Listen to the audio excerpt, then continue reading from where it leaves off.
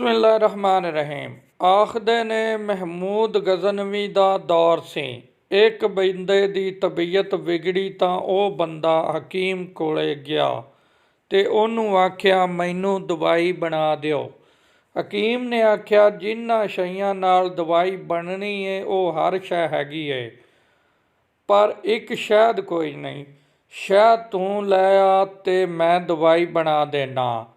ਪਰ ਉਹ ਮੌਸਮ ਵੀ ਸ਼ਹਿਦ ਦਾ ਨਹੀਂ ਸੀ।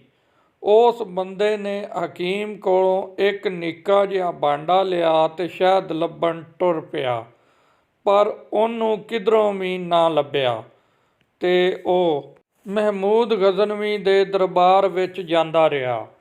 ਨੌਕਰ ਨੇ ਬੂਹਾ ਖੋਲ੍ਹਿਆ ਤੇ ਉਹਦੀ ਸਾਰੀ ਗੱਲ ਸੁਣੀ।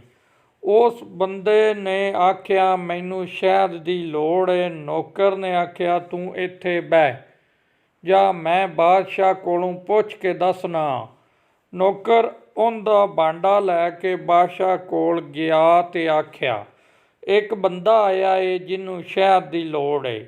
ਬਾਦਸ਼ਾਹ ਨੇ ਉਹ ਭਾਂਡਾ ਇੱਕ ਪਾਸੇ ਰੱਖ ਦਿੱਤਾ ਤੇ ਨੌਕਰ ਨੂੰ ਆਖਿਆ ਕਿ ਇਹਨੂੰ ਵੱਡੇ 3 ਡੱਬੇ ਚਾਹ ਕੇ ਦੇ ਦਿਓ। ਨੌਕਰ ਨੇ ਆਖਿਆ ਉਹਨੂੰ ਘੱਟ ਚਾਹੀਦਾ ਸੀ ਤੇ ਤੁਸੀਂ ਉਹਨੂੰ 3 ਡੱਬੇ ਕਿਉਂ ਦਿੰਦੇ ਪਏ ਹੋ?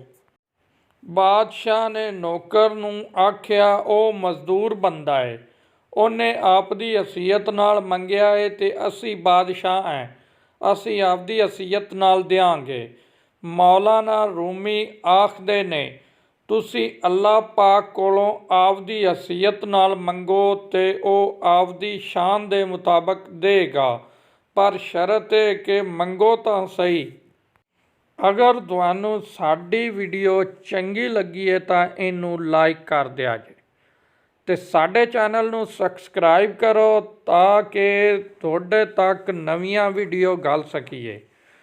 ਤੇ ਸਾਨੂੰ ਕਮੈਂਟ ਦੇ ਵਿੱਚ ਜ਼ਰੂਰ ਦੱਸੋ ਕਿ ਅਸੀਂ ਕਿਹੜੀ ਕਹਾਣੀ ਜਾਂ ਕਿਹੜੇ ਮੌਜੂ ਉੱਤੇ ਪੰਜਾਬੀ ਦੇ ਵਿੱਚ ਵੀਡੀਓ ਬਣਾਈਏ।